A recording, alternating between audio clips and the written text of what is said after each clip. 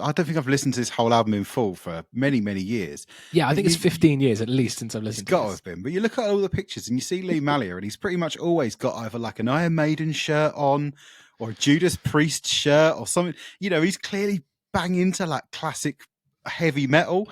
And this is like way before the time you could buy a Motorhead shirt in Primark. Like this was, if you were into that stuff, you were into it. It wasn't just like ironically wearing it because it looked cool. And he shreds the fuck out of this record. Like he's a proper like scholar of his instrument, and as a result, like this is so much more technical and sort of progressive than I ever remembered it being. Yeah. Like, I was completely like, fuck, am I listening to the right record? What have I done? Like I just remember it just being like loads of beat downs and just Ollie kind of making silly, like doing silly little things like going move over the top. Like I didn't remember how much fucking shreddy it actually is. This record fucking rips. It really is like super metal. I know there's so many people that will recoil at that, but it's very fucking metal.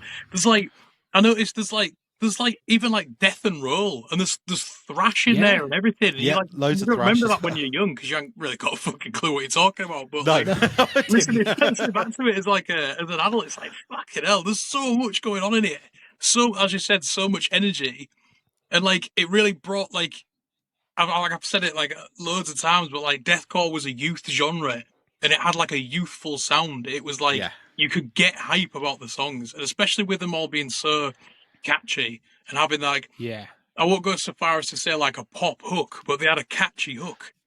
He knew from day one how to make these brilliant moments like that I whispered in her ear, "Fear me, for I am death." That like hooky moment, like every track is just full of these brilliant hooks that are just really cool and interesting and cheeky and not overly concerned with just being sort of grotesque and like using a sort of like a very tropey death metal vernacular. Like there's 100 things on this record that could be written on the back of a t-shirt and that would sell out.